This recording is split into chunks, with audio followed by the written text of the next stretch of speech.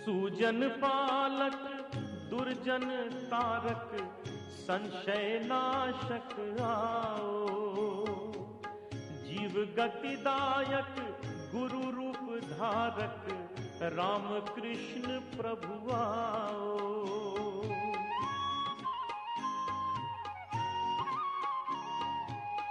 सूजन पालक दुर्जन तारक संशय नाशक आओ। जीव गतिदायक गुरु रूप धारक राम कृष्ण प्रभु आओ। देह के इस देवालय में, देह के इस देवालय में आसन अपना लगाओ। प्रभु आओ, प्रभु आओ, प्रभु आओ, प्रभु आओ। प्रभु राम कृष्ण तुम आओ, प्रभु राम कृष्ण तुम आओ। देह के इस देवालय में, देह के इस देवालय में आसन अपना लगाओ। प्रभु आओ, प्रभु आओ, प्रभु आओ, प्रभु आओ।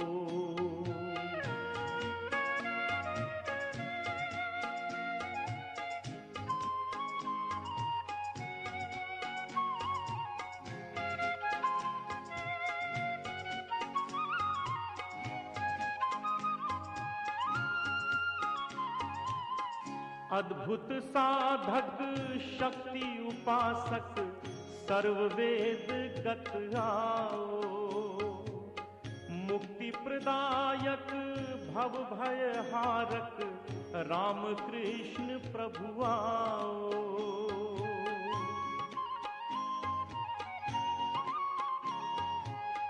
अद्भुत साधक शक्ति उपासक सर्ववेद गत आओ।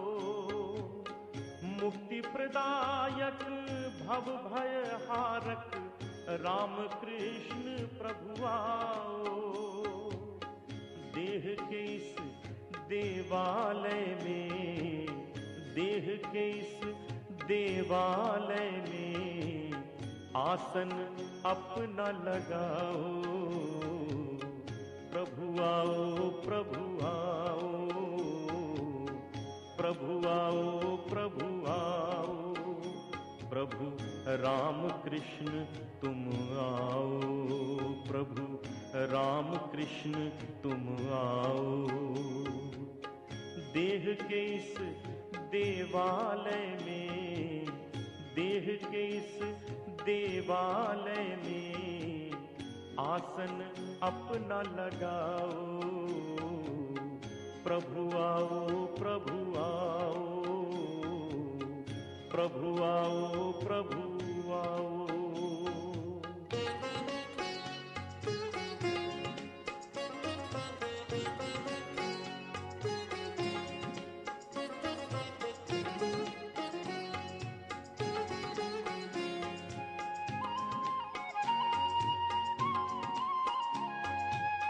त्रिभुवन व्यापक ब्रह्म समागत कल्प नियामक आओ। भक्तराज प्रभु नर रूप धारक राम कृष्ण तुम आओ।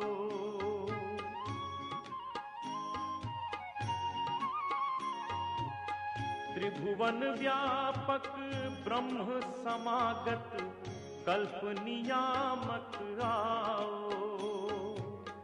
भक्तराज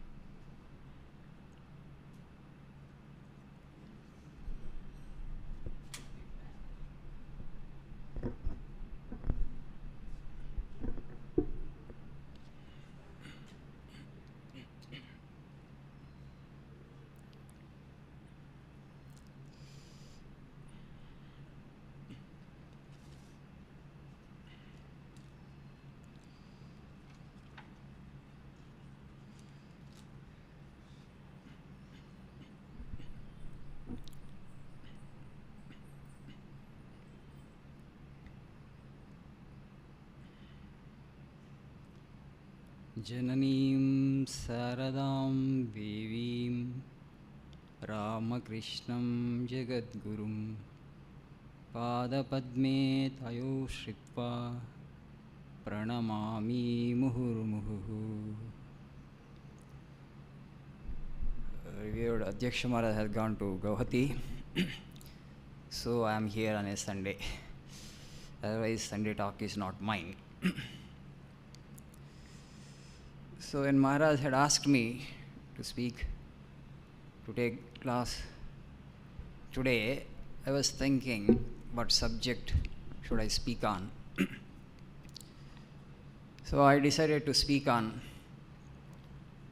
Holy Mother Sri Sarada Devi. As devotees of the Holy Trio, we all know about the life and teachings of Mother.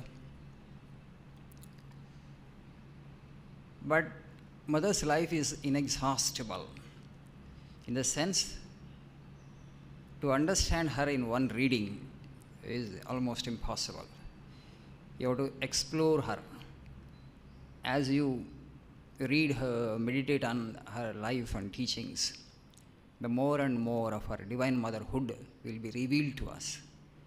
It's not that like a novel, you read her life and then you have understood it, her. It doesn't happen like that, because Mother came incognito, in disguise. And to see her as the embodiment of Divine Mother, as the expression of, human expression of God's motherhood,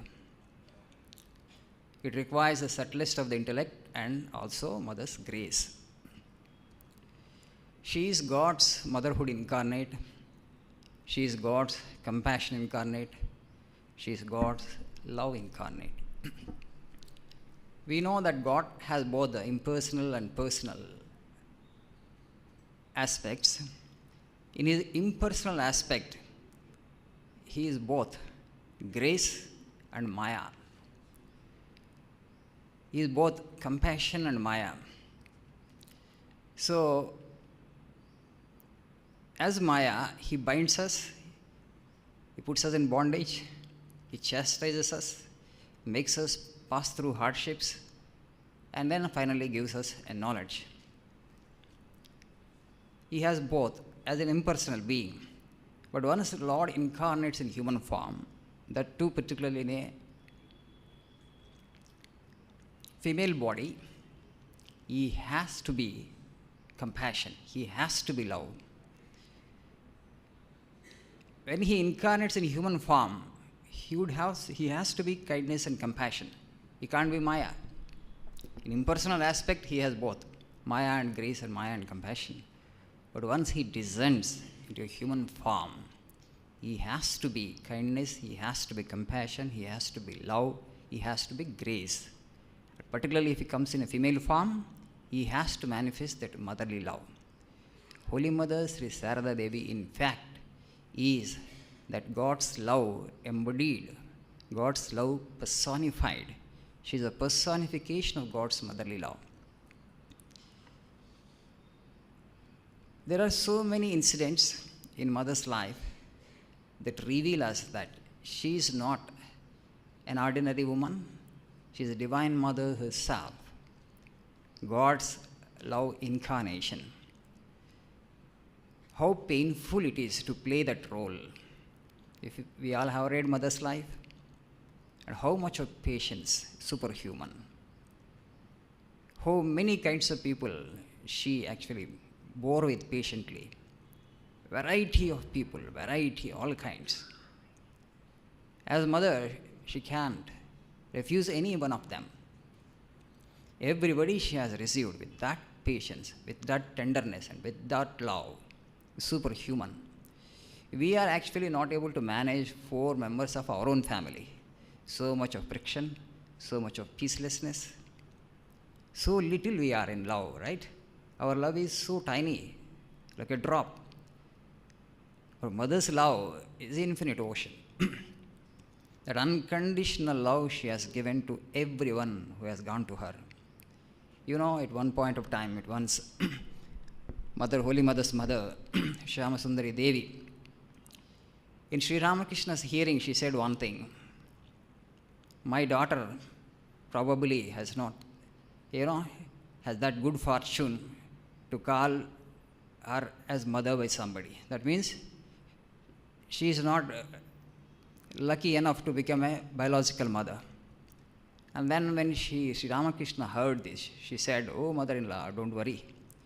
In future, so many people will come and call her a mother and mother and mother. She will be fed up with that word itself. That many people will call her as mother. Don't worry." Sri Ramakrishna said to his mother-in-law, Sarada Devi, and that happened, that became true. Your daughter, she doesn't have to become a biological mother. She is the mother of the universe in that sense. Sri Ramakrishna knew who she is.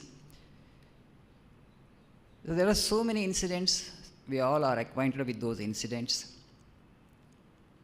A kind of revelation to us. Through those incidents, slowly we can glean into the personality of mother, who she really is, and what is her real nature. That's what I'm saying. To receive so many people, mostly, we come to spiritual spaces, we seek gurus only when we are in deep distress. Okay? Ordinarily, otherwise, even today also, in general society, if a young person goes to an ashrama, particularly where sannyasis are there, parents are terribly worried. Why they are worried? This fellow also might become a sannyasi. So that is not the place for a young man to visit. So most of the time we have this understanding that we should go to ashramas after retirement. Spirituality is for retired people. Or otherwise, when we are in deep distress, we go for some kind of solace and succor. Yes, that understanding is still there. The same people are of the opinion, because people are frightened with renunciation. Renunciation frightens them still, because the parents want to hold on to children, children want to hold on to parents. And parents' expectation is that the child has to take care of me when I grow old. That's why I have brought this child into this world. That is the expectation. If he or she becomes a sannyasi or nun, who will take care of me? No, these are all fears. But what we don't understand is, we are all being taken care of by God. It's not the mortals actually. Maybe our own family members. It's not they who are taking care of us. It is God who is taking care of the entire creation. But do we have that faith? Do we have that understanding? No. Because that understanding is not there, and you think that you are dependent on a person and that person has to take care of. If that person doesn't take care of you, you are lost. You think. That is actually the misconception under which we labor. No, it is God actually who sustains the universe. It is He who provides for it. If we just look at subhuman species, other animals, there are no relationships there. A tiger, okay, tiger's son takes care of mother tiger, father tiger. No. Who is taking care of them when these animals grow old? See, they get food till their last breath, right? It's the universal mother is taking care of, because all creatures are her children. And it is her responsibility to take care of the entire creation, and she is only taking care of. But we don't understand that. We think that if this person is there, my survival will be at threat, and because of that, we do try to get attached to them. We don't allow them the freedom. If somebody wants to become a sannyasi or an ascetic, we get terribly frightened. And so young people, if they frequent monasteries and they frequent ashramas, parents have generally that kind of worry. So maybe slowly the Swami over there might influence my child, and might kindle that spirit of vairagya in him, and he might go away from home. So it has been there all through the history. Buddha had to struggle actually. In dead of the night he left his home, right? Because he had no courage actually in that sense to talk to his wife and convince her, because it would be very difficult, right? She would not get convinced. So he left the palace at dead of the night. He looked at her compassionately before he left the palace, because he was trying to put himself in her shoes and wants to experience the pain and suffering that she would undergo.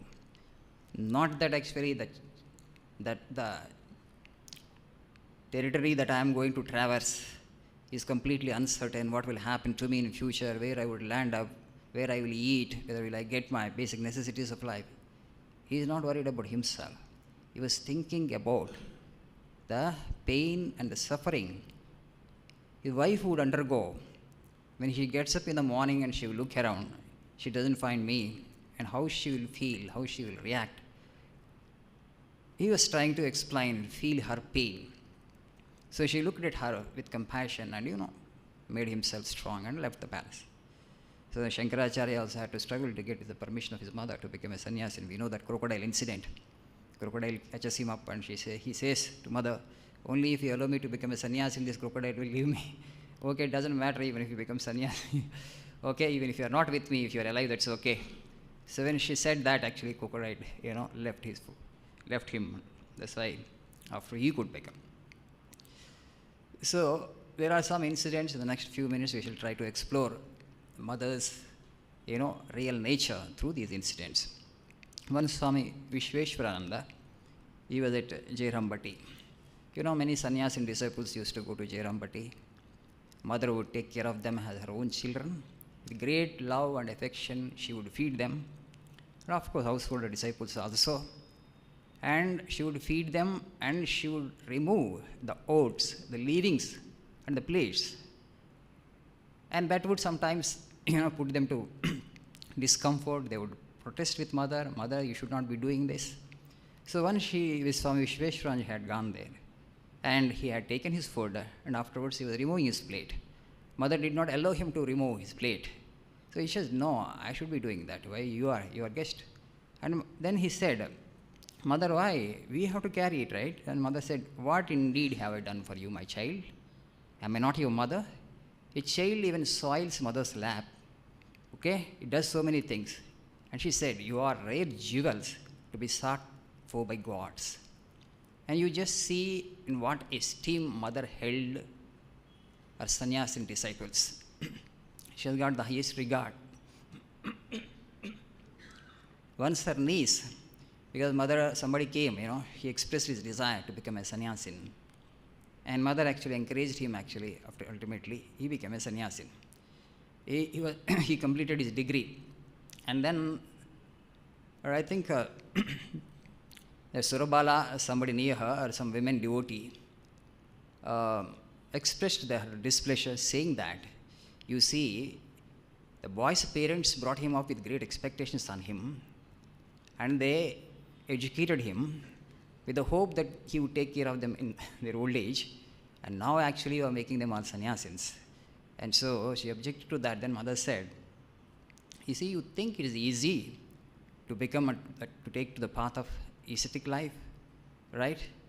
If they don't have that seed of dispassion in them, if they don't have self-control, will they be able to become sannyasins? Everybody, nobody.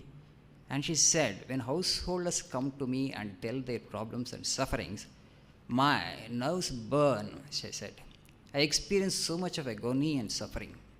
In this samsara, there is so much of pain, there is so much of suffering. If somebody comes with the seed of dispassion in him and expresses desire to become an ascetic, should I not do this little help? Should I not help them actually? And she told. So mother has full understanding of how much of suffering is there in the world. And there is no other option. She knows that renunciation is the only way. If you just look at our scriptures carefully, today, there are so many organizations where we are trying to practice fashionable spirituality. But Krishna told in the Bhagavad Gita that asanga sastrena drudhena chitva. Only through strongest of the detachment you will be able to cut this, creeper of samsara. It is too strong. It's like a banyan tree. The banyan trees that extra roots, they're too strong. And to come out of this cycle, the only way is to asanga, dispassion, total detachment. And when Arjuna asks him, oh Lord, actually I'm finding it difficult to control my mind. Yes, Arjuna, it is difficult to control the mind. But through abhyasa and vairagya, he says, priyasena cha vairagyena gruhyate. So every great teacher, they preach renunciation without any reservation. Okay? They never try to sugarcoat their teaching. They said that this is the only way. The Maya is too powerful. It's as powerful as God himself is. And so the only way to come out of this cycle is to develop deep dispassion. And Vedanta says for dispassion, viveka. Viveka and vairagya, there are two great words in Vedanta. Discrimination uses viveka. Swamiji's name is Vivekananda. So he would enjoy that viveka, who would enjoy that discrimination. What is discrimination actually? You examine the real nature of life. you look into this world, how much of pain is there, how much of pleasure or joy is there. Everything you touch actually, it brings so much of misery. But still we are hopeful. Tomorrow will be a better day. Tomorrow will be a better day. If I get that, actually, I will be able to make myself happy. But everything, you get it. After you get it, you just see, are you happy? Are you contented? No. Because it has brought actually the equal measure of pain also. Swami says beautifully, happiness presents itself before man, wearing the crown of sorrow on its head. That means whoever invites or longs for happiness through something from this world, he or she has to invariably experience the same amount of misery also. That's how the world is designed. That's how the world is constituted. So let go this attachment. So let go this actually, clamor for this world and long for truth and long for truth. That has been the message of all the sages and saints. So mother said that, well, I am their mother. And then actually her women devotees around, she said, mother, you should not be doing this because you are their guru. You have initiated them. The disciples who should be serving the guru, not vice versa. You are serving your disciples, you are serving this. You should not. And moreover, you are a Brahmin. Born in a Brahmin family, you are a guru, you have initiated them, and you remove these, leavings of them. You should not be doing that. They protested with mother. And then mother said, well, I am their mother. If a mother should not do it for her children's sake, who else should? So always it is the motherhood and her that dominated her conduct, that dominated her actions, not the guruhood. Though she initiated so many people, both monks and lay people. But it's not actually the guruhood actually that dominated her actions. Always it was motherhood and motherhood and motherhood. Everybody is my child. He or she deserves my motherly love. And once actually a devotee belonging to a lower caste, Yugi caste, and the weaver caste. And he was finding it difficult to move freely in mother's house there in Jairambatti. Because mostly, sannyasin disciples and people from upper caste, they were all around. And he being a lower caste person, in those days you all know that society was very rigid with regard to caste. Today, urbanization has happened, people have migrated to open spaces. Caste is no more a consideration, and that's also, no discrimination is happening anywhere, both in villages and maybe here in some remote villages is still there. But on the whole, to the greatest extent, it has gone. But then in those days, the people were very, very rigid with regard to practicing caste customs. You can't enter into some of these families actually also. Both north and south, it was there those times. And even those times also, mother said, see, why are you hesitant, my child? This is your place. You have come to Sri Ramakrishna. You belong to this family. And you see, and you have come here. So don't feel hesitant, to move freely. This place is yours. Devotees, they have no caste. And mother never made a distinction between individual and individual on the basis of caste, whoever he or she might be. She had given her motherly love to everybody equally. And when the person was feeling a little hesitant to move freely there, and she understood that, it's not that he expressed himself, his mind to her, but she understood it and then said, and went forward, and to make him feel comfortable and to make him feel ease at her house in Jairambatti. And of course, this actually, some of the people around, they objected to this, but mother would never allow. He is my child, he is my child. Just as the other child, sannyasin child is, he is also mother child. The brahmachari, Rash Bihari, he lost his mother when he was just young. As a child actually, when he was a child actually, he lost his mother. And so, my mother has gone. How can I call somebody else as my mother now? Now he has come to Holy Mother. But he was hesitant to call her as mother. And mother found it out. One day she wanted to send him to her cousin to carry some message to him. And mother actually told what he should be telling his cousin. And after telling, mother asked, now you repeat what you would tell my cousin. Will you pass on my message? What is the message? Corrected me. Then mother corrected him. Not she has directed. Mother has directed me like this. She insisted the word mother. I am your mother. From that day onwards, Rash Bihari Maharaj had no hesitation to call mother as mother. And so he would he would call thereafter. So she would see actually their mind and that remove the distress. But already she found out actually that he's feeling that lacuna. He's feeling that emptiness because his biological mother had gone and passed away. And why should you worry on that score? I am there, your mother. You can see your mother in me. So mother actually make him, the brahmachari felt comfortable, and afterwards he had no hesitation in calling mother as mother. Once again, actually, Swami Vishweshwarananda, he asked mother, Mother, how do you look upon us? We are all your sannyasin children. Do you look upon us as your children? And mother, how do you look upon us? Mother said that, I look upon you all as Narayana. And then Swami Vishweshwarananda said that. Then you are not looking as your sons, as your children, because you look upon as Narayana. So Narayana means God himself, right? And then mother said that, why? What is the problem? I look upon you as Narayana, and also I look upon you as my children. You are all my sons. So, because, see, the divinity in them mother is seeing, and also at a vyavaharika, or at a, secular, you are also my children. From the perspective, spiritual perspective, and also from this worldly perspective, you are my children only, my sons. Mother would never call her sannyasin children with a sannyasa name, because that would come in her way of expressing her motherly love to them. She would not call them, as by sannyasi name, she would call them as a pre-monastic name only. My child only, she would use that. One devotee had asked mother, Mother, I call you mother, but I want to know if you are my mother as a matter of fact. And then mother said, if I am not your real mother, what else am I? I am your real mother. So the problem is, see, all these problems. So are you our mother as a matter of fact? Mother said, I am your real mother. So the problem is, we don't get it, we don't understand it. Mother is again and again saying, I am your real mother, in the sense it is the Atman which sustains every being. It is your parent. You think that your biological parents are actually your parents, but God is our parent, God is our mother, God is our father. Who is sustaining them? The physical body, it doesn't get sustained on its own. The mind actually, it doesn't get sustained on its own. Who is animating this mind-body complex? It is Atman, which is residing in our heart. Ishvara sarva bhutanam hrudeshi arjuna tishtati. The Lord dwelling in our heart is He who supports us, is He who nourishes us, is He who is doing everything through us. And mother is telling that, from that sense, I am that Atman which is sustaining your heart. I am that Atman which is actually making your senses function. I am that Atman actually which makes your mind function. I am your true mother. I am your real mother. And then the devotee asked further. He said, but I don't fully understand this. Why don't I have the same genuine feeling of motherhood towards you, just as I feel it towards my own mother? So why don't I feel? It's your problem. Why are you asking me?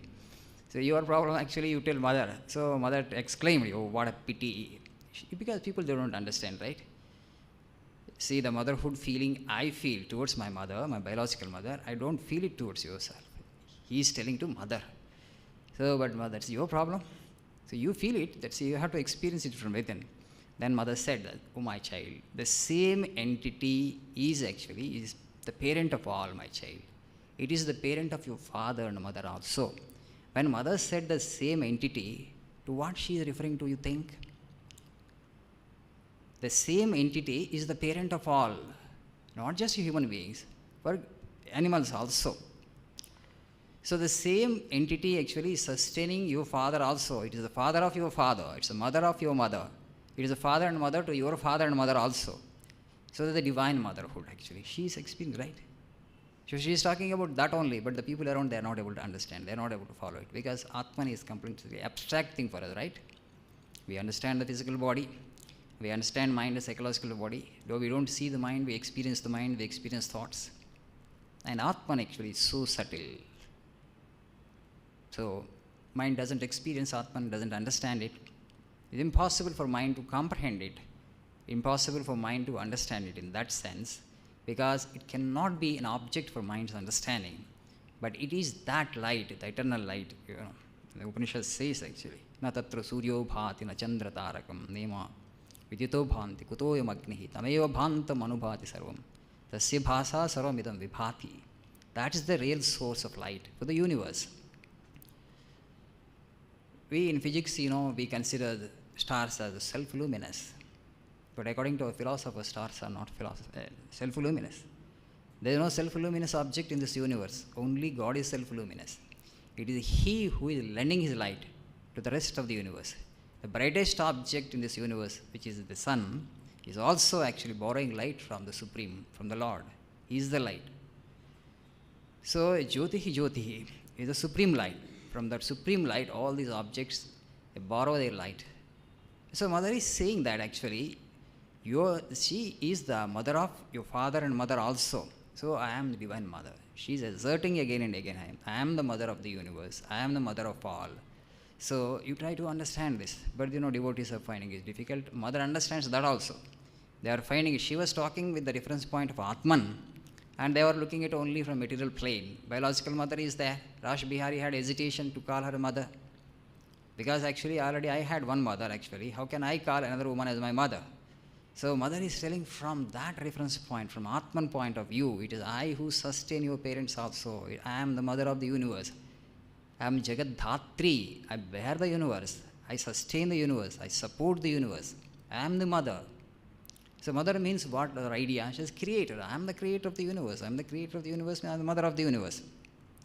So that infinite are all embracing motherhood actually, without making any distinction between individual and individual. She manifested it in every moment and every walk of life.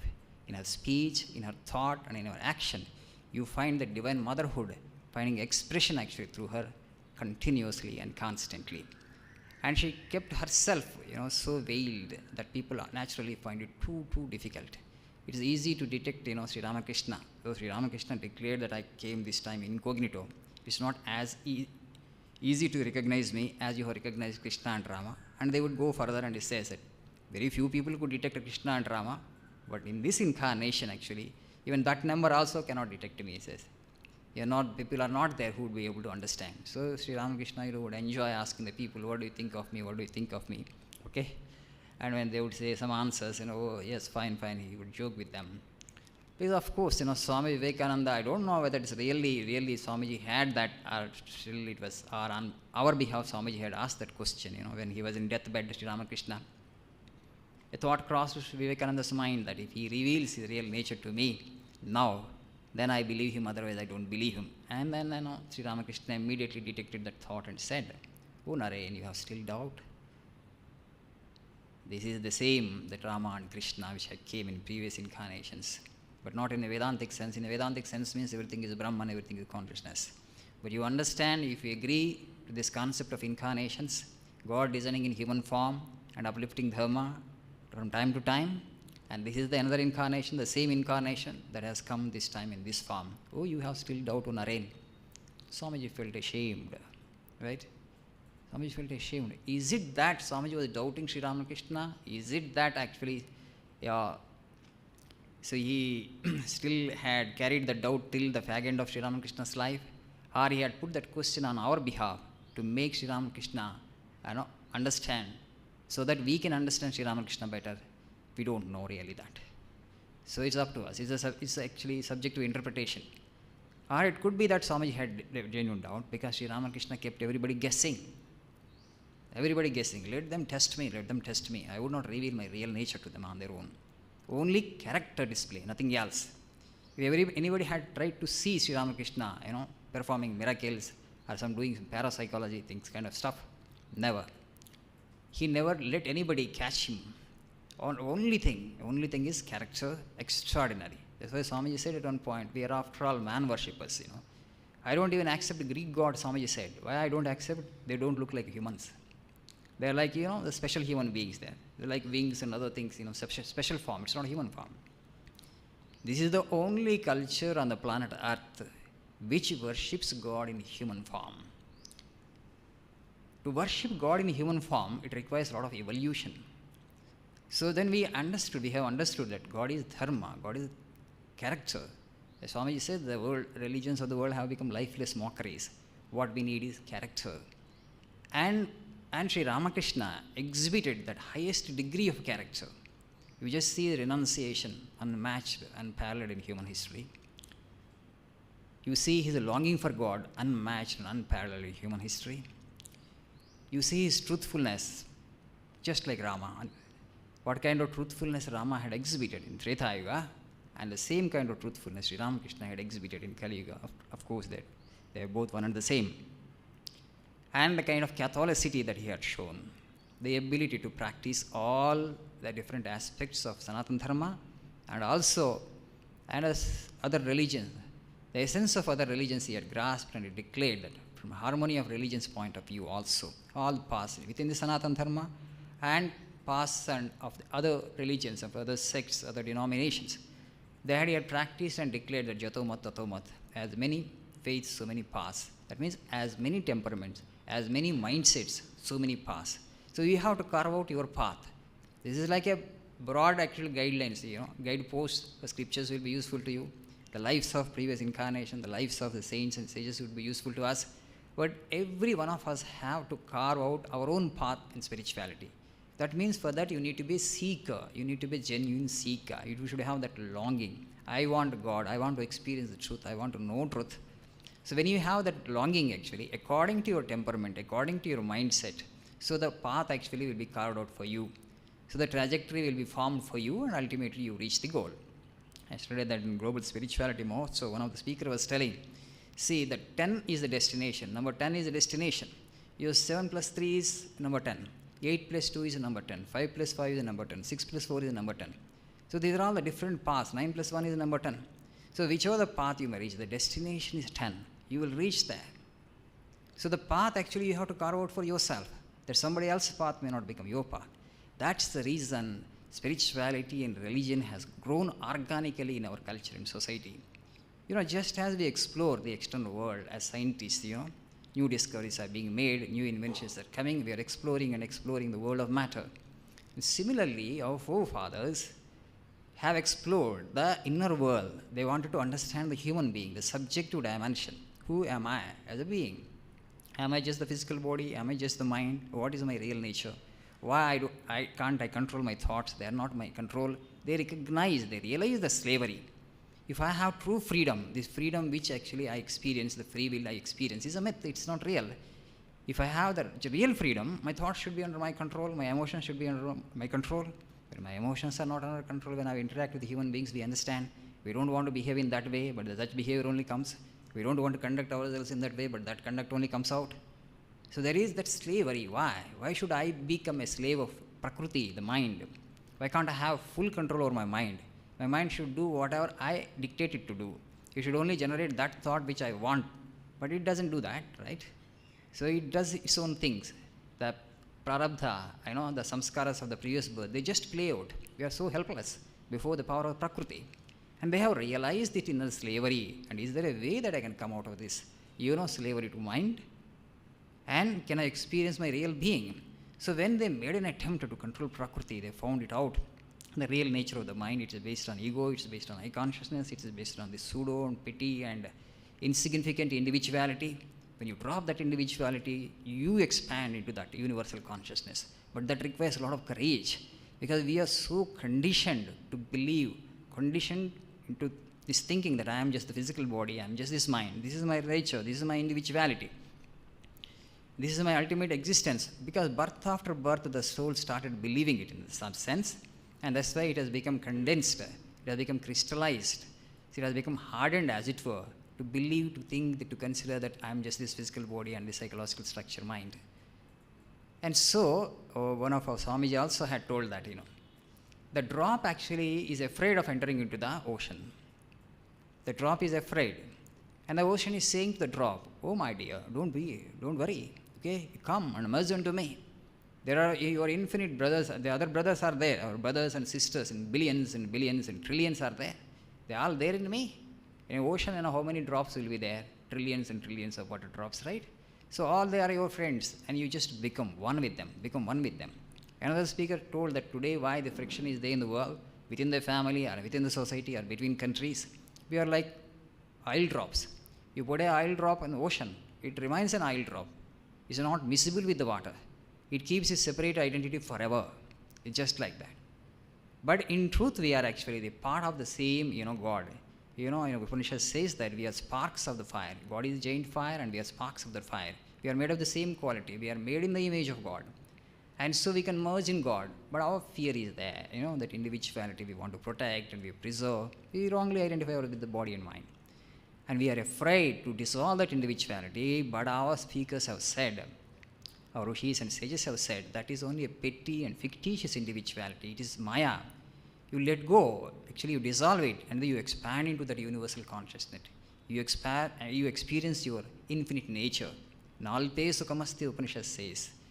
Only the infinite will give you true happiness. The limited, the conditioned, that will never give you the true happiness, that will never bring you the true peace. If you really want to experience the peace that passes all understanding, you have to realize your infinite nature. It is so close to us, yet so far. It's close to us because it is in our own heart. It is far because of the samskaras that we hold on to, and the individuality that we hold on to. We are not prepared to dissolve our individuality. That is the problem, that it takes more time for us to experience our infinite real nature, because the preparation has to happen. So, coming back to mother's love and expression of her divine motherhood, and her love not just for human beings, even for subhuman species. Her niece, Radhu, she used to keep a pet cat, and mother actually she used to keep, half pound of milk for that cat. And cats generally steal things, because after all, it's a creature of instinct. Whenever it is hungry, if it finds some food in the kitchen, and it will sneak into the kitchen and take away those things. And the people around, the family members, found it a kind of nuisance. They will always try to drive that away. And they felt annoyed a bit with mother's conduct, because mother is feeding the cat, and mother is caressing it and cajoling it, and giving her love to it, and that's why it's always stays inside the house. How long it would be possible to be behind a cat and watch over it? It's not possible. So they found it out, mother, you should not be showing that kind of love and compassion and affection to the creature, because even if you're driving it out and he's coming back again and again. And then mother also, to satisfy the people around that, and she also one day took a stick, and as if to drive away the cat, and she threatened the cat. What the cat did? Instead of going away and running away, it put a face in such a way to mother, saying that, am I not your child? Where you want to drive me away? And it came near mother's 2 feet and hid itself there. The mother understood it. So it's after all my child, where will it go? And she threw away the stick. Just to satisfy the people around, she did this. And then they showed, no, we have to drive it away again. Then mother told, don't worry, because it is stealing things. To steal is their nature. My child, who will feed them fondly? Who will feed them fondly? Because they steal. If you regularly feed, give the food, it will not steal. You just see, cats and pets, they don't steal just like that. They, they behave as if they, gentlemen, right? Perfect gentleman behavior actually will come out of them, provided you give them the food at right time every day. You make it your part of a family member and give it and feed it. Because you don't give it food to them, and then they steal. And that's why mother is saying, who will feed them fondly, my child? That's why they do. And one brahmachari, Jnana Maharaj, is there, but he is actually doesn't want to listen to mother's advice and counseling. Okay, he declared war on that cat. I have to drive this away. Okay, this cat is a nuisance. It steals things. We have to watch over it. It's such a nuisance here. And then mother knows actually he dislikes the cat, and he wants to drive that off. Then mother, now time has come. Mother actually is coming to Calcutta, and it said brahmachari Jnana, say don't drive away the cat. She told, you cook rice for this cat, otherwise these cats will go to neighbors' houses. They will actually scold us. See, actually you are keeping a cat pet, and for food actually it comes to us. So they will blame us. So you cook rice for it. And again mother told to Jnana, don't beat the cats, for even I am in them also. It's okay, they are my children, she said. Animals are also my children. She has given that love to a parrot, and she has given that love to a calf, and animals also are my children. Mother had displayed the divine motherhood. Not just human beings are my children. The same consciousness exists in that also. So she never ever behaved in a harsh way even towards a cat. Full of extraordinary kindness and extraordinary compassion and extraordinary love. And the heart is so tender, unbelievable. And also that gives them pain, because people around her are indisciplined and behaving in different ways, and people inflict pain upon each other. All are her children. One child is complaining against another children. One child actually inflicting pain upon another child. And she has to put up with all. She has to bear all. How painful it would be see. That's why God doesn't incarnate that quickly. Because if He incarnates, He comes with full of love and compassion. And that love actually makes Him suffer in one way. So Brahmachari Rash Bihari asked mother one day, Mother, are you the mother of all? Mother said, yes. Are you the mother of animals and other creatures also? Mother said, yes. Yes, a firm yes came. Yes, I am your mother all. So our infinite motherhood actually has embraced in its, all-embracing sweep, every creature, every being, and every kind of human being for that matter. Rich and poor, educated, uneducated, okay, cultured and uncultured, even dacoits, even thieves and robbers found a place in her. She didn't actually make any discrimination. You have no character. You are an impure individual. You don't deserve my, motherly love. She never said that. All are my children, my wicked child and my good child, she said. Pure Advaita. The Swami used to say the difference is only in the degree of manifestation. Difference is only in the degree. The same life principle from amoeba to Buddha. What is the difference between amoeba and Buddha? The degree of expression of the divinity, degree of manifestation of the divinity. Today's amoeba is tomorrow's Buddha.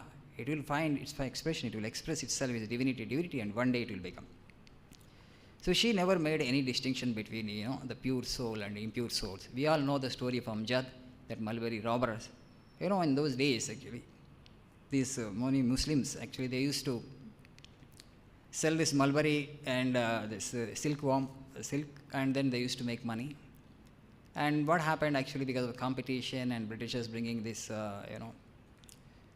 cloth from London, so the competition, they lost their livelihood and they took to this dishonest means of, living, stealing and thieving and robberies. And so people were very afraid of them, and they were, excommunicated in a way by other people. Other people would shun them. They would not let them come to their houses or villages also.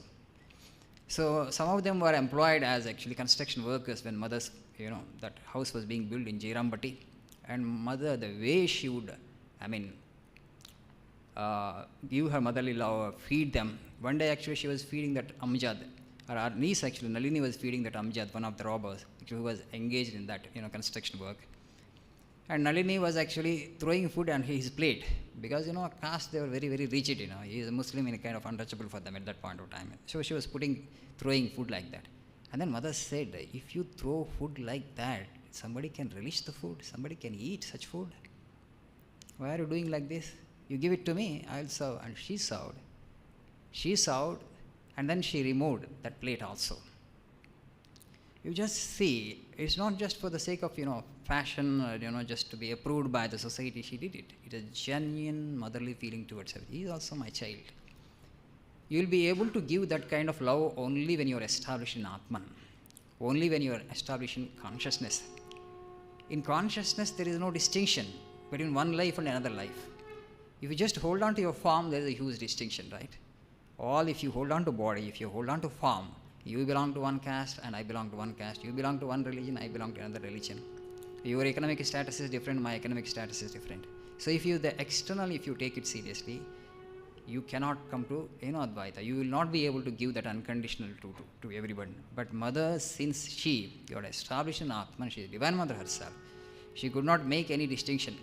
But of course, the people around sometimes would find it difficult, to cope with that kind of love also. He doesn't deserve your love because he is actually low-born. Mother said, no, I am mother of all, mother of the wicked. And she said that Amjas is as much my child as Sarath is. Swami Saradananda is. So he deserves. So my wicked child and my good child, she dismissed that also. So that's so beautiful if you read the mother's life in this. So one young man comes to mother and says, he has done so many, wrongdoings. He says, I have suffered so much for mother in my life. And you are my guru, you are my chosen deity. I have nothing else in this world to hold on to. In truth, I have committed so many wrongs that I blush to express those, wrong deeds that I have performed before you also. And I live only because of your grace, he told. I have done so many mistakes, so many wrong things. Still, if I am alive, it is because of your grace. Otherwise, I might have committed suicide. I don't know what would have happened to me. That guilt consciousness is bothering him. And mother understood that. The kind of peaceless atmosphere around that person, that young man. And what she did, and mother caressed his head tenderly as she said, solacing him, a son to a mother is a son. A son to a mother is a son. It's a kind of gospel truth. I repeat it. A son to a mother is a son. So because you have become impure, because you have done some wrong acts actually, you will not become ineligible to my motherly love. You are my son, whatever you may do. Okay, according to prarabdha, according to samskaras, we do things, right? Today, this guilt consciousness is weighing on us, people's conscience so much that I have done this actually. I'm an unforgivable sinner, and we come to such conclusions. And Khalil Gibran beautifully says, think you God a still pole that you can stir him up with a staff. Think you God a still pool that you can stir him up with a staff. So that's why we think that, because God also won't forgive me. Sometimes people use these expressions. Because I have done such a thing, such a worst act I have performed, God also won't forgive me. How do you know? How do you know? And you think that you, through your act, maybe it's a wrong act, maybe it's sinful, maybe the greatest sin, you think you can annoy God? Impossible. You are such a small being, infinitesimally small being. You cannot even do that kind of sin that which would annoy God. No, for sure. It's impossible. You don't have that much of capacity. You can't err to that extent. It's impossible. So God will forgive any kind of mistake. There's no doubt about it. First, you have to forgive yourself. You don't collect that guilt consciousness. Swamiji says beautifully that a cow doesn't tell a lie, but a cow is a cow. To err is human. We make mistakes and we learn from our mistakes. We have our shortcomings. We have our foibles. We do make mistakes. We do make errors. We will grow. And Swami says, other animals, there is no such scope. They don't tell lies. They don't make mistakes. They don't err. They err. And we learn from our mistakes. That's the beauty of life. So mother did not, withheld her love to anybody. And then he said, yes, mother, but may never think that, your grace is so cheap just because I have got so much of love from you. So may I not have that kind of thought that your grace is so cheap, because I have got it so much. The young man was so happy seeing, experience the unconditional love of the mother in such abundant measure that he felt that he had become blessed for life. And some devotees actually were going to, for Krishnastami, they were from Calcutta, they were going to Jairambati. So by the time they reached the Kolpara, from Kolpara, Jairambati is I think 7-8 kilometers, sunset happened and its night fell. Instead of staying there, waiting there, Kolpara, what they did is actually, it started raining, it was dark, pouring and pouring and pouring. In those days, paved roads were not there, street lights, of course, were not there. And they actually took the risk and walked along that slushy path and reached Jairambati around 9:30 to 10. So, mother was not reported about their coming, and she was not told that they had come in this late night.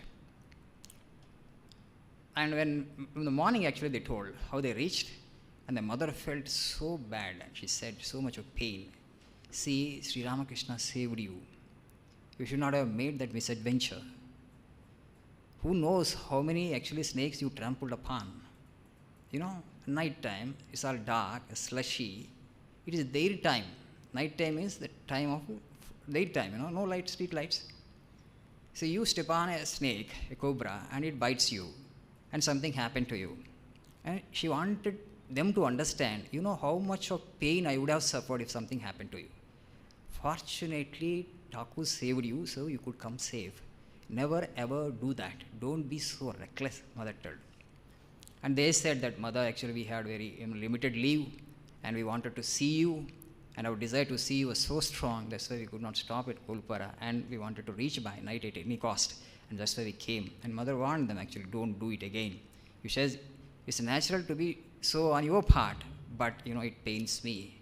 If something happened to you, how are you to feel? And this is how actually mother, manifested her motherliness and motherly love. And one of the wives of these devotees who had reached late in that night, that day, afterwards, after 2 years, in 1915, went to Udbodhan. And mother received her, as usual, and she gave her some fried rice and, some sweets as prasad. And she ate it, and then by evening her husband came. As soon as mother saw her husband, and the same person actually, along with other group, he had reached Jairambati in 1913 for Krishnastami celebration. And mother told him actually, it's not good to walk about recklessly. And then he said, he also remembered, mother was alluding to that. He also said, no, mother, I will not do it again, I will not do it again. I will not do it again. And mother understood that he meant to say that actually she doesn't want to come to Jairambati again. No, you have to come to Jairambati. Mother said, why should you not go? My son, if a thorn pricks your foot, how I experience it will be like a spear entering my heart. If a thorn pricks your foot, Okay, I will experience as much pain as somebody experiences when a spear is pushed into your heart. And mother said, and you just imagine from this statement of mother how tender her heart is. And Swamiji said once to Nivedita, have you never thought of the hearts of great heroes? Hearts of the great heroes, how great, and they are, and soft as butter. And mother's heart is like that. Swamiji says this to Sister Nivedita. Great heroes, the great human beings, exceptional human beings. What is so exceptional about them? Their heart is so tender. They melt in love. And mother is saying that something little might happen to you, but it gives me so much of pain because you are my child. I can't bear. We all know about Vivekananda. With this incident, we shall close today's session. We shall stop. How kind and how compassionate he was. We all know about Swamiji's kindness. So much he felt for mankind. But one day, in Belur Math, one worker stole something. And Swamiji thought and felt, people with such thievish instinct should not be here, should not be working this place. And Swamiji summarily sent him off, dismissed him. And that worker has gone to Udbodhan. And then told his problem. Mother fed him and consoled him. Then the same day afternoon actually, Swami Premananda, Baburao Maharaj had gone to Udbodhan to see mother, to pay his respects to her. Then mother told, look here Baburao, this man is very poor. He was impelled by his poverty to steal. For this reason, Naren should scold him and should send him off from his service, should dismiss him. Okay? See, the world is full of sorrows and sufferings. You monks don't understand that, she said. You are leading such a cloistered life. You think people outside are also experiencing same comfort. No, life is full of suffering, intense misery is there out. And she told this to a person like Swami Vivekananda and Baburao Maharaj, Premananda. And says, you monks don't understand the sufferings of the people in the world. And reinstate him, take him back, she told. And then Swami Premananda wanted to tell something. Because Swami, she dismissed him and he might get, displeased if you want. Mother said, I say, take him. That's all. Reinstate him, take him back into service. And then Baburao Maharaj went by sunset to Belur Math, and Swamiji saw him from a distance. You see the thoughtlessness of this Baburao? He brings the thief back again, whom I dismissed. So then Baburao Maharaj goes near Swamiji and tells this. This is what is the mother's order, command. Mother wanted him to be reinstated. Swamiji kept quiet, silent. We know Vivekananda, how kind, how compassionate. And here this incident is there. You just imagine mother is. She's more compassionate. Because after all, the mother of the universe. She could measure, just like, Richter scale measures the intensity of the earthquake. Her heart could measure the quantum of suffering that is there in the world. Quantum of suffering of not one individual, quantum of suffering of all the people put together. And then for them to experience that much. Because when you identify with the entire consciousness, when you identify with all life, it will be, in a way, excruciatingly painful life. But that's why she melt in love, whoever goes to her. Because they know how much of pain Maya inflicts upon people and how difficult it is to cross over the samsara. In this way, mother actually would behave in such a way, so tender. Every incident you just see, full of tenderly affection and love and love and love. So we all have actually received mother's grace to some extent, that's fine. We are all here. We are all actually very, very fortunate in that way. May mother bless you all, bless us all. Just we shall meditate for 1 minute before we disperse with prayer.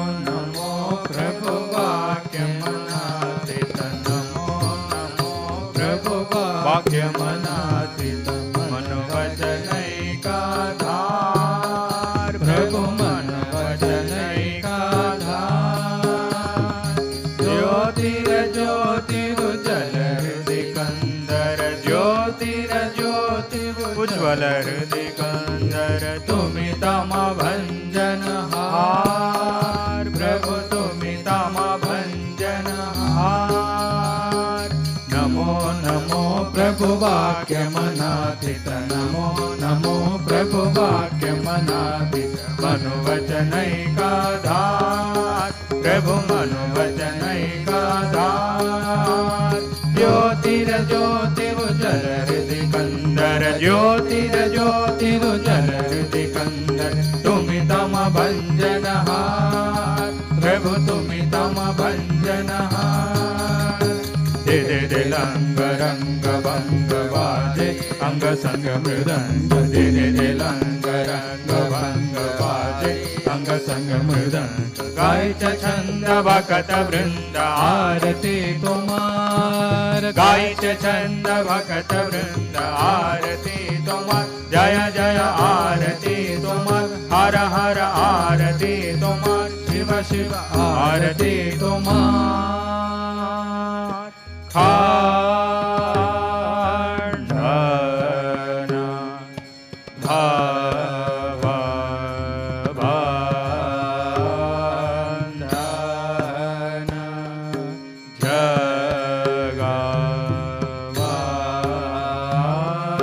जगवंदना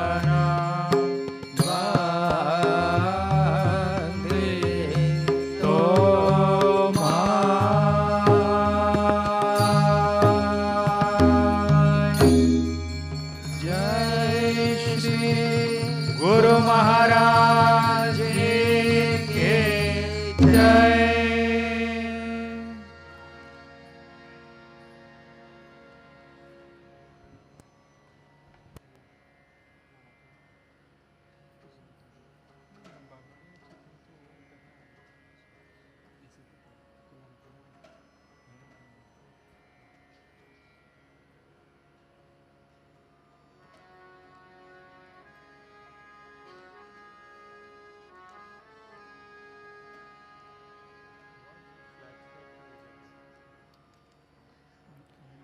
ॐ ह्रीं ऋतं त्वमचलो गुणजेत् गुणेभ्यः नक्तं दिवं सकरुणं तव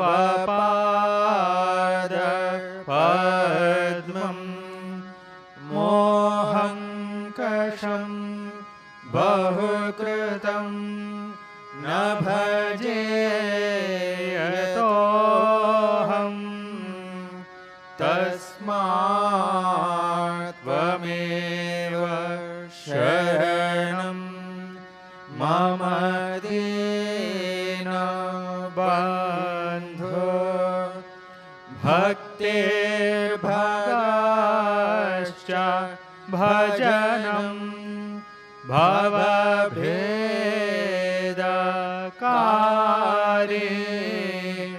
गच्छन्त्यलं सुविपुलं गमनाय तत्त्वं वक्त्रोद्धृतोऽपि हृदये न च भाति किञ्चित् तस्मात् त्वमेव शरणं मम दीनबन्धो तेजस्तरन्ते तरसा त्वयि तृप्ता तृष्णाः रागे कृते ऋतपथे त्वयि राम कृष्णे मर्त्यामृतं तव पदं मरणोर्मे नाशम् तस्मात् त्वमेव शरणं मम दीनबन्धो कृत्यं करोति कलुषं कुहकान्तकारे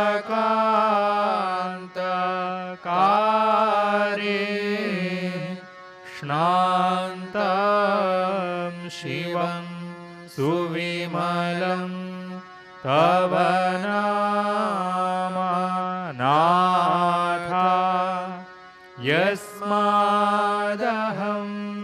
त्वशरणो जगदेकगम्या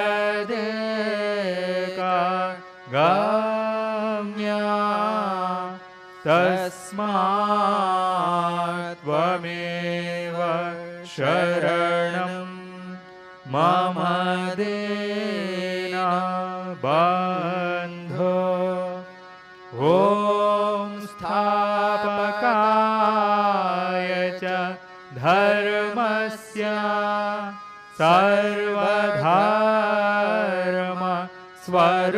सर्वधर्मस्वरूपिणे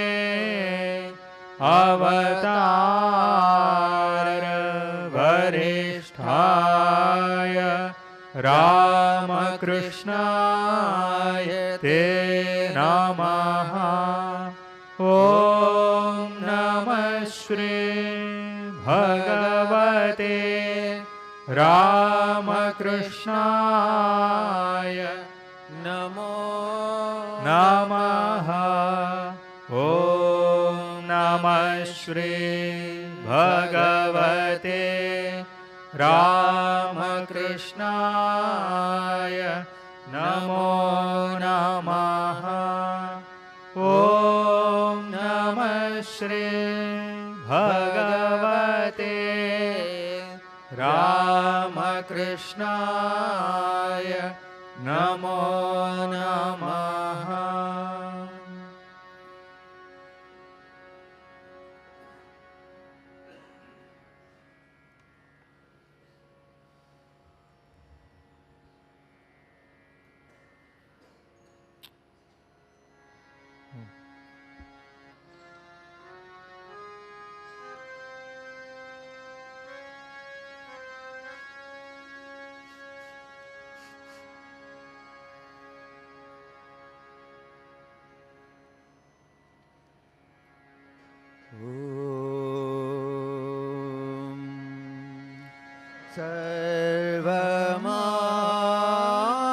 सर्वमङ्गल माङ्गल्ये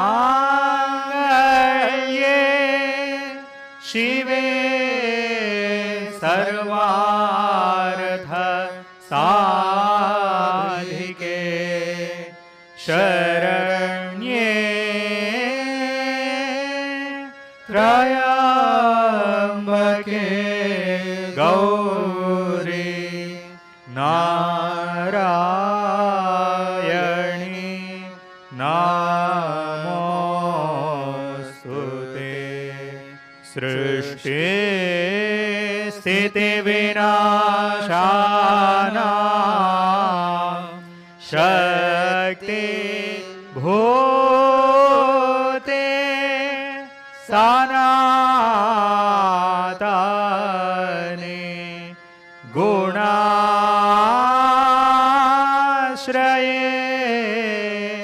गुणामाये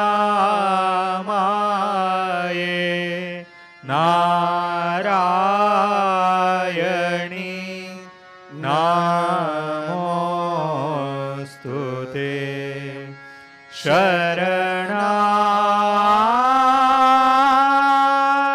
शरणागता दीनार्ता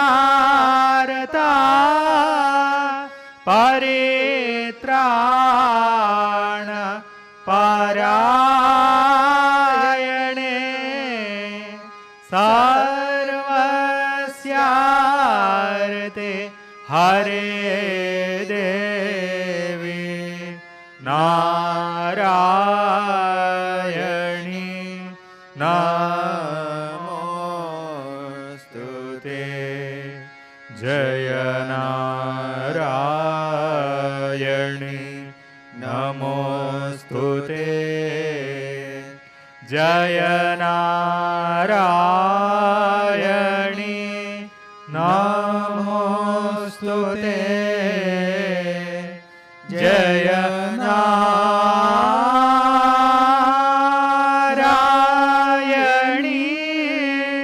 नमोस्तुते।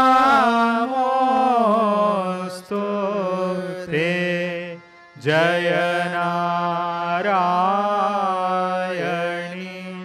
नमोस्तुते।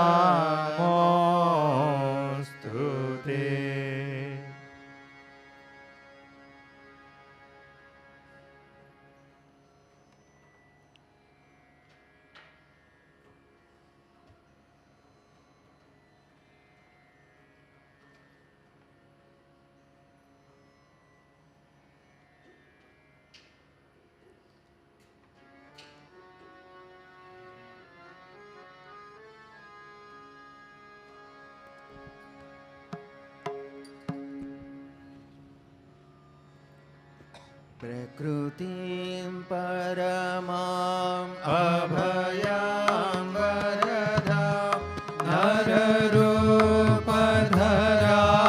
जनतापहरां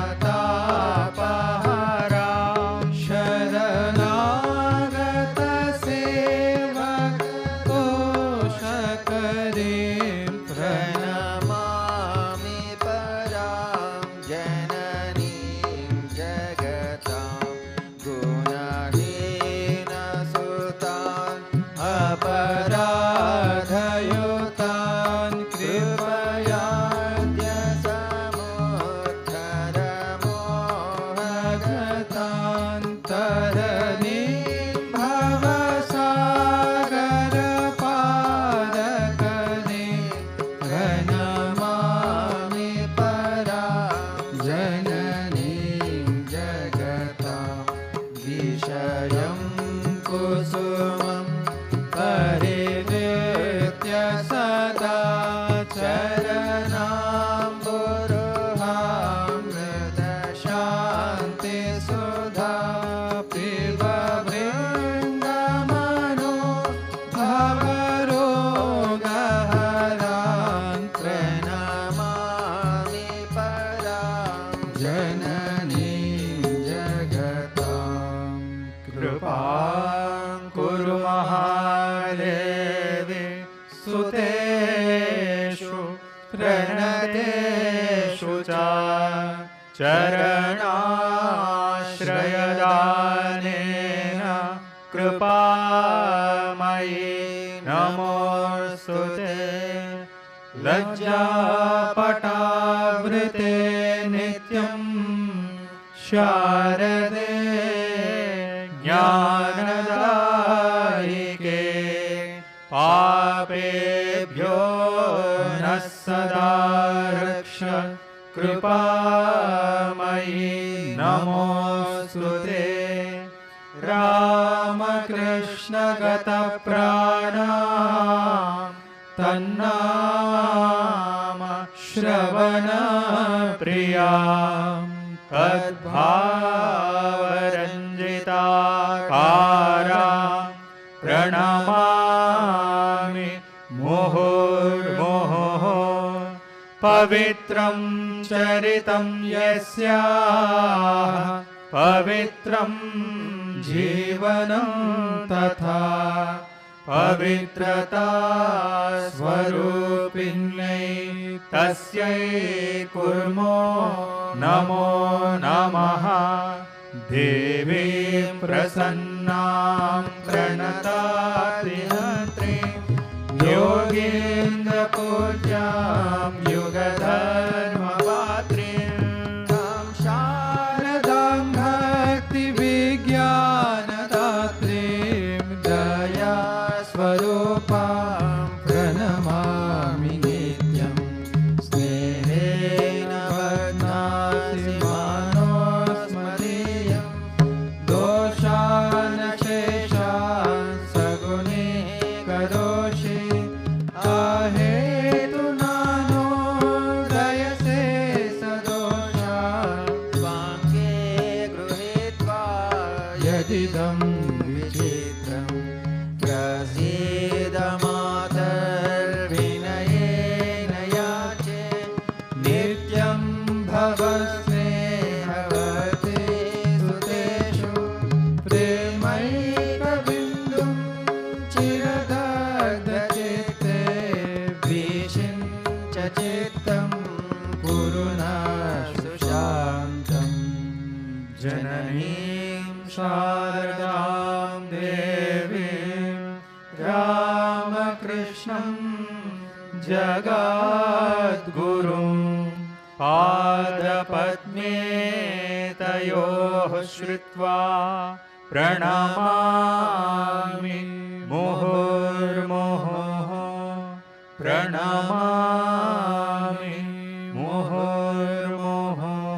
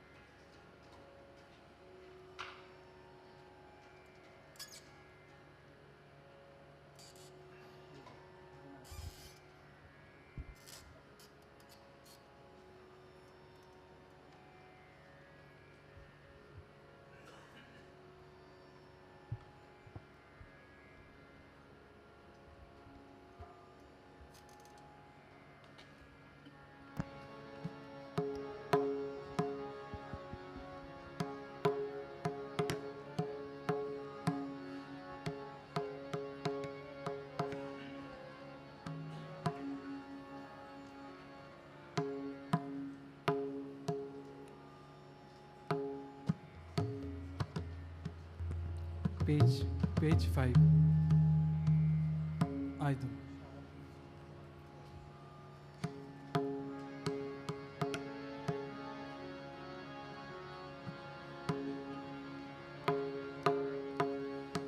अजं निर्विकल्पं निराकारमेकम् अजं निर्विकल्पं निराकारमेकं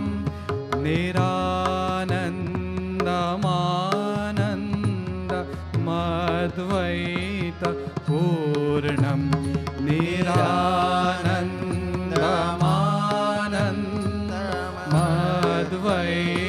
निरानन्दमानन्दमद्वैतपूर्णं परं निर्गुणं निर्विशेषं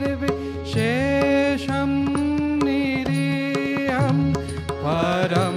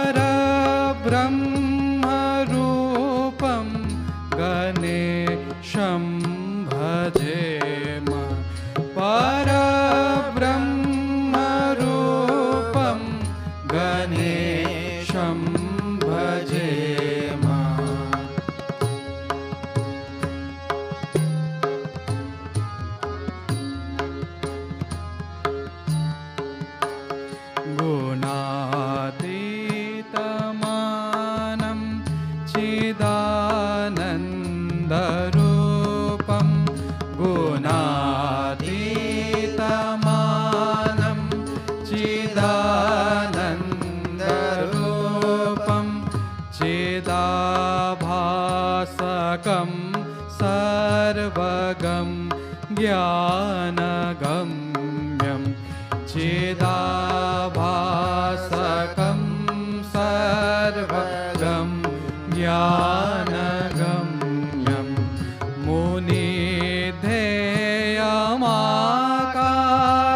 मुनिध्येयमाकाशरूपं परेशं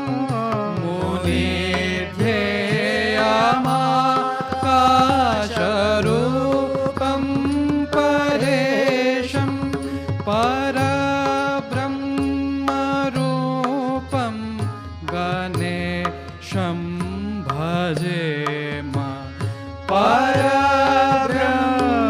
परब्रह्मरूपं गणेशं भजेम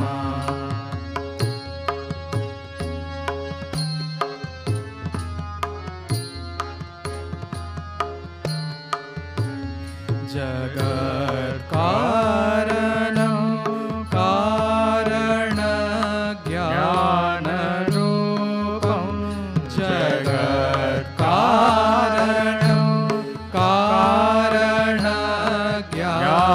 कारणज्ञानरूपं सुरादिं सुखादिं गुणेशं गणेशं सुरादिं सुखादिं गुणेशं गणेशं जगद्व्यापी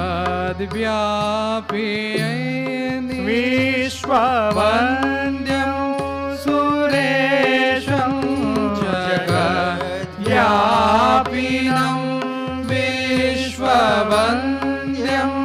सुरेशं परब्रह्मरूपं गणेशं भजेम परब्रह्मरूपं गणेशं भजेम परब्रह्मरूपं गणेशं भजेम परब्रह्मरूपं गणेशं भजेम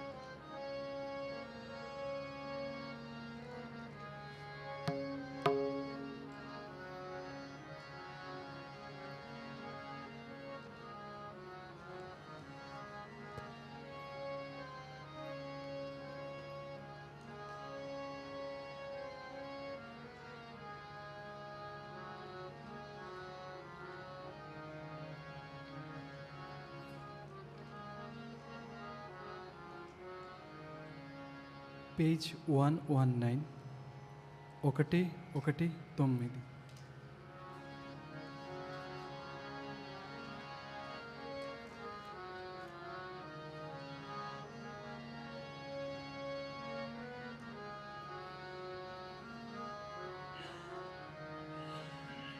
హరి హరి హరి అని హరిని భజించుము హరి హరి హరి అని హరిని భజించుము హరి హరి హరి అని హరిని పొగడము హరి హరి హరి హరి హరిని భజించుము హరి హరి హరి అని హరిని పొగడుము హరి హరి హరి అని హరిని భజించుము హరి హరి హరి అని హరిని భజించుము హరి హరి హరి అని హరిని పొగడుము హరి హరి హరి అని హరిని భజించుము హరి హరి హరి అని హరిని పొగడుము హరి అని పాడుచు ముక్త కంఠమున హరి అని పాడుచు ముక్త కంఠమున తరించుము సంసార సాగరము. హరి అని పాడుచు ముక్త కంఠమున తరించుము సంసార సాగరము. హరి హరి హరి అని హరిని భజించుము. హరి హరి హరి అని హరిని భజించుము. హరి హరి హరి అని హరిని పొగడుము. హరి హరి హరి అని హరిని భజించుము. హరి హరి హరి అని హరిని పొగడుము.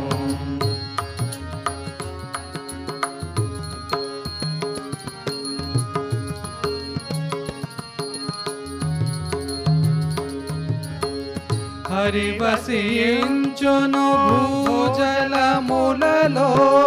హరి వసించును భూజలములలో. హరి వసించును అనిలానలముల. హరి వసించును భూజలములలో. హరి వసించును అనిలానలముల. శ్రీహరి నిలయము సూర్య చంద్రులు. శ్రీహరి నిలయము సూర్య చంద్రులు. హరి హరి హరి అని హరిని భజించు. శ్రీహరి నిలయము సూర్య చంద్రులు. శ్రీహరి నిలయము సూర్య చంద్రులు. హరి హరి హరి అని హరిని భజించుము. హరి హరి హరి అని హరిని భజించుము. హరి హరి హరి అని హరిని భజించుము. హరి హరి హరి అని హరిని పొగడుము. హరి హరి హరి అని హరిని భజించుము. హరి హరి హరి అని హరిని పొగడు.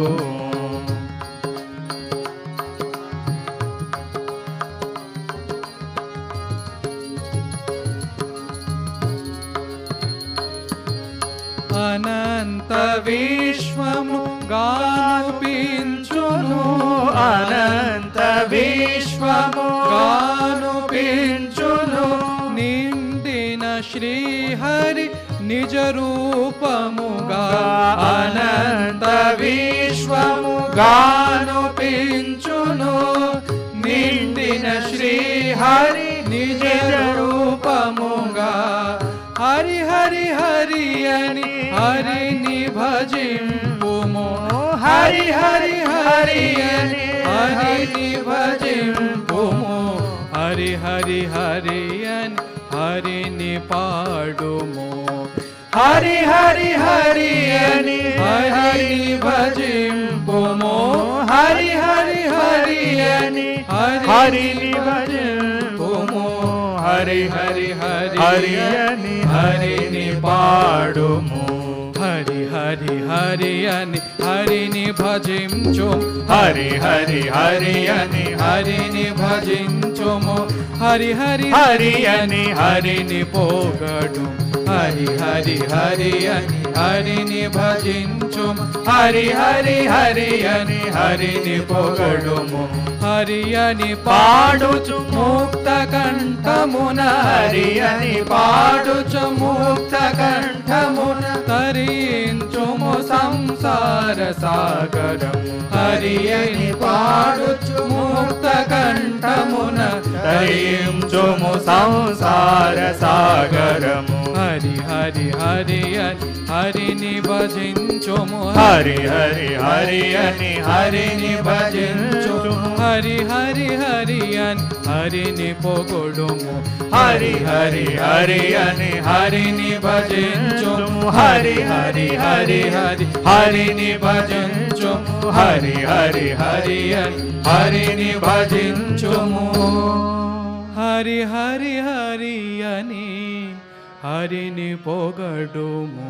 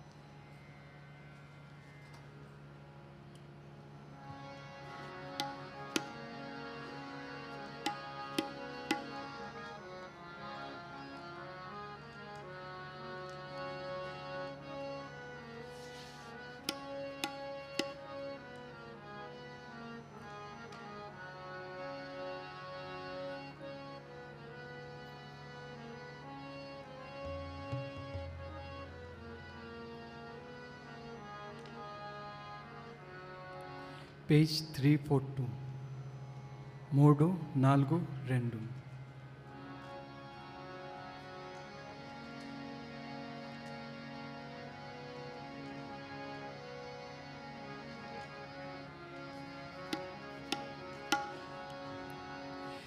ఎన్నటికో ఇక ఎన్నటికో ఆశుభ సమయం వెన్నటికో అంచితముగ భాగ్యారుణ కాంతులు తెలతెలవారే దెన్నటికో. ఎన్నటికో ఇక ఎన్నటికో ఆశుభ సమయం వెన్నటికో అంచితముగ భాగ్యారుణ కాంతులు తెలతెలవారే దెన్నటికో. ఎన్నటికో ఇక ఎన్నటికో ఆశుభ సమయం వెన్నటికో అంచితముగ భాగ్యారుణ కాంతు తెలతెలవారే దెన్నటికో. ఎన్నటికో ఇక ఎన్నటికో ఆశుభ సమయం వెన్నటికో అంచితముగ భాగ్యారుణ కాంతులు తెలతెలవారే దెన్నటికో. సత్య స్వరూపుడు కరుణామయుడు సత్య స్వరూపుడు కరుణామయుడు అందములోలిక సుందర రూపుడు సత్య స్వరూపుడు కరుణామయుడు అందములోలిక సుందర రూపుడు దెందమునందలి మందిరమునత దీప్తులు నింపేదెన్నటికో.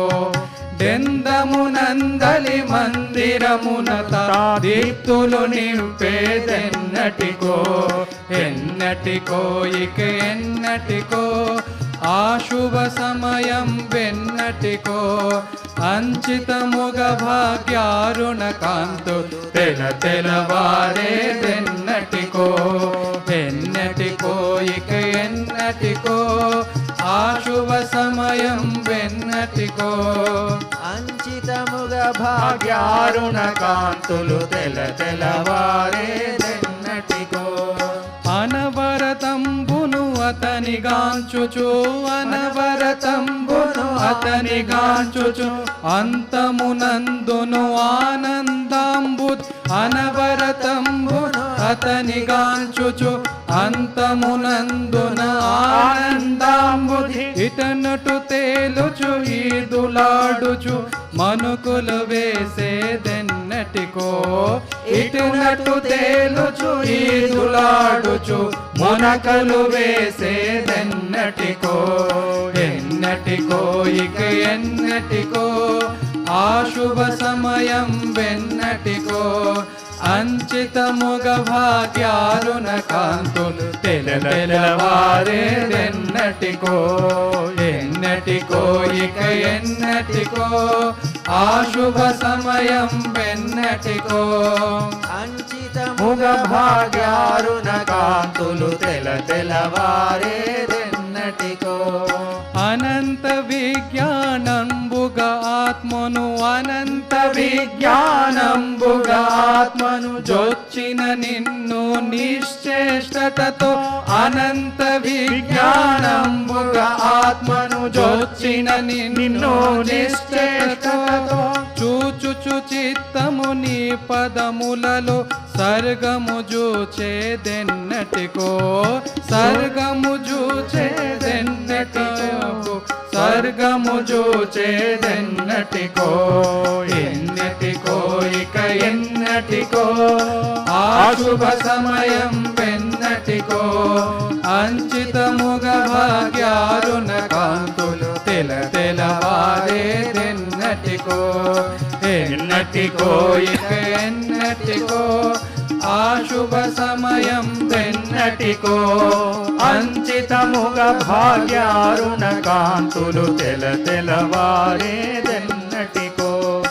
అనంత విజ్ఞానంబుగ ఆత్మను అనంత విజ్ఞానంబుగ ఆత్మను జోచిన నిన్ను నిశ్చేష్టతతో అనంత విజ్ఞానంబుగ ఆత్మను జోచిన నిన్ను నిశ్చేష్టతతో చూచుచు చిత్తము నీ పదములలో సర్గము జూచేదెన్నటికో చూచుచు చిత్తము నీ పదములలో సర్గము జూచేదెన్నటికో ఎన్నటికో ఇక ఎన్నటికో ఆ శుభ సమయం వెన్నటికో అంచితముగ భాగ్యారుణ కాంతులు తెలవారేదెన్నటికో ఎన్నటికో ఇక ఎన్నటికో ఆ శుభ సమయం వెన్నటికో అంచితముగ భాగ్యారుణ కాంతులు తెలవారేదెన్నటికో హృదయాకాశపు వీధులలోనో హృదయాకాశపు వీధులలోనో నీలి గగనపు నీడలలోనో హృదయాకాశపు వీధులలోన నీలి గగనపు నీడలలోన బ్రహ్మానందపు అమృతమూర్తిగా నీయుదయించేదెన్నటికో బ్రహ్మానందపు అమృతమూర్తిగా నీయుదయించేదెన్నటికో ఎన్నటికో ఇక ఎన్నటికో ఆ శుభ సమయం వెన్నటికో అంచితముగ భాగ్యారుణ కాంతులు తెలవారేదెన్నటికో ఎన్నటికో ఇక ఎన్నటికో ఆ శుభ సమయం వెన్నటికో అంచితముగ భాగ్యారుణ కాంతులు తెలవారేదెన్నటికో చందుని జూచుచు చకోరియాడుచు చంద్రుని జూచుచు చకోరియాడుచు నున్న విధముగా నిన్ను జూచినే చంద్రుని జోచుచు చకోరియాడుచు నున్న విధముగా నిన్ను జూచినే దివ్యానందపు తేటల తేలుచు నిత్తము చేసేదెన్నటికో దివ్యానందపు తేటల తేలుచు నిత్యము చేసేదెన్నటికో ఎన్నటికో ఇక ఎన్నటికో ఆ శుభ సమయం వెన్నటికో అంచితముగ భాగ్యారుణ కాంతులు తెలవారేదెన్నటికో ఎన్నటికో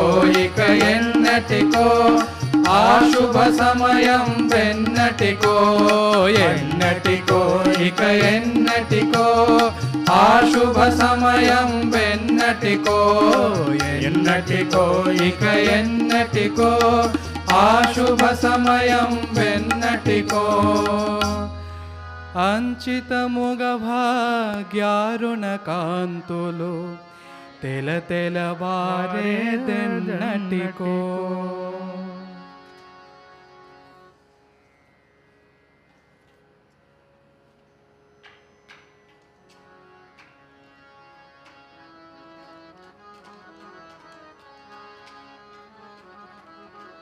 పేజ్ 3-4 3-4 నచే పగలా భోలా బజే బం బం బం నచే పగలా భోలా బజే బం బం బం నచే పగలా భోలా బజే బం బం బం బం నచే పగలా భోలా బజే బం బం శింగా బాజీছে బొబో భం భం భం শিঙ্গা বাজিছে বো বম বম বম নাচে পাগলা ভোলা বাজে বম বম বম নাচে পাগলা ভোলা বাজে বম বম বম শিরে করিছে গঙ্গা কল কল কল চরণ চাপেতে ধরা টল টল টল শিরে করিছে গঙ্গা কল কল কল চরণ চাপিতে ধরা টল টল টল মৃদঙ্গ ধরে তাল তাথম তাথম আবার মৃদঙ্গ ধরে তাল তাথম তাথম নাচে পাগলা ভোলা বাজে বম বম বম নাচে পাগলা ভোলা বাজে বম বম বম শিঙ্গা বাজিছে বম বম বম বম শিঙ্গা বাজিছে বম বম বম বম নাচে পাগলা ভোলা বাজে বম বম বম नाचे पगला भोला बाजे बम बम बम। डिमी डिमी डिमी डिमी डमरू बाजे, फन फन फन फन फनी गरजे। डिमी डिमी डिमी डिमी डमरू बाजे, फन फन फन फन फनी गरजे। अब नाद उठीचे सोहम सोहम, अबर नाद उठीचे सोहम सोहम। नाचे पगला भोला बाजे बम बम बम, नाचे पगला भोला बाजे बम बम बम। शिंगा बाजीचे भो भम भम बम, शिंगा बाजीचे भो बम बम बम। नाचे पगला भोला बाजे बम बम बम, नाचे पगला भोला बाजे बम बम बम। नाचे पगला भोला बाजे बम बम बम, नाचे पगला भोला बाजे बम बम बम।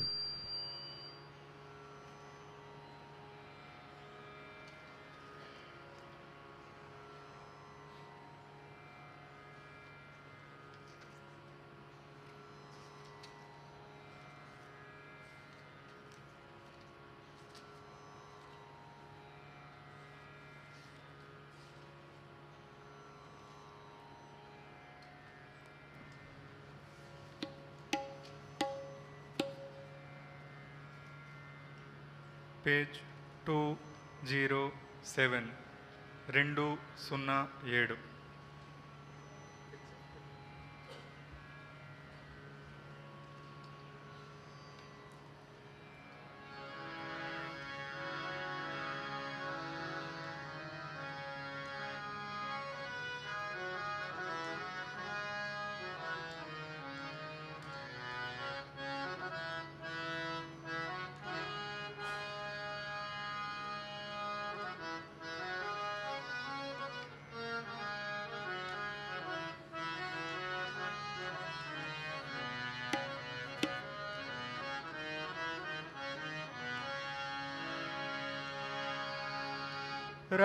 रामकृष्ण गुण गावो निस दिन, रामकृष्ण गुण गावो।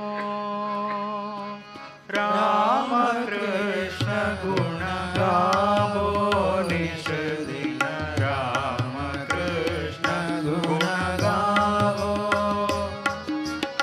रामकृष्ण गुण गावो निस दिन, रामकृष्ण गुण गावो।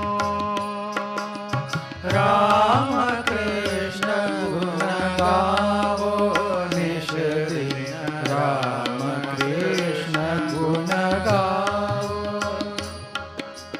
एक देव सब देव समन्वित, एक देव सब देव समन्वित। देख देख सुख पावो निस दिन, एक देव सब देव समन्वित। देख देख सुख पावो निस दिन, रामकृष्ण गुण गावो निस दिन, रामकृष्ण गुण गावो। रामकृष्ण गुण गावो निस दिन, रामकृष्ण गुण गावो।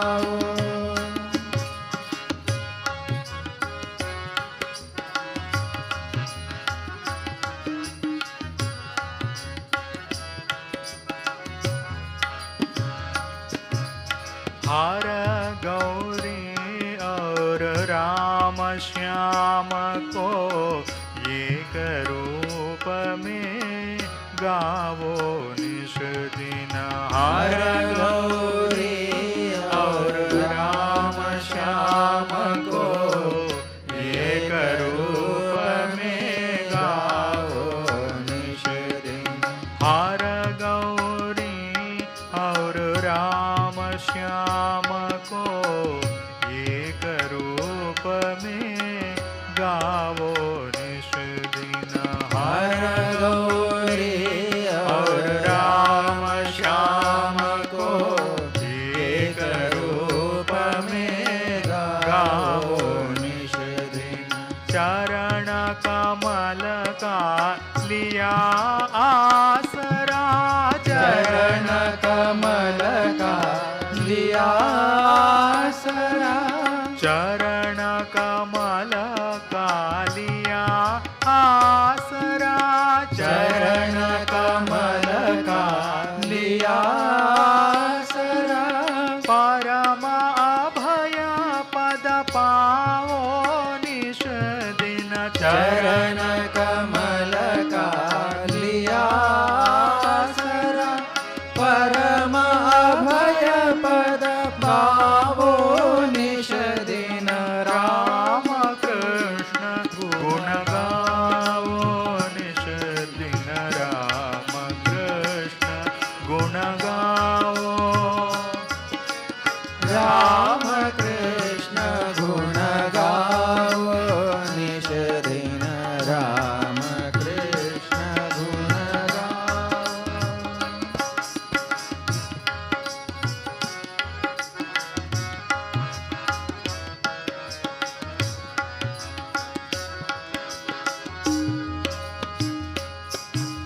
शंकर ईशा बुद्ध गौर को परमहंस में पावो निश दिन।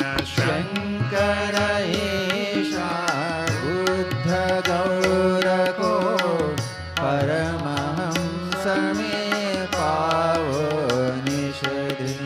शंकर ईशा बुद्ध गौर को परमहंस में पावो निश दिन। शंकर ईशा बुद्ध गौर को परमहंस में पावो निश दिन।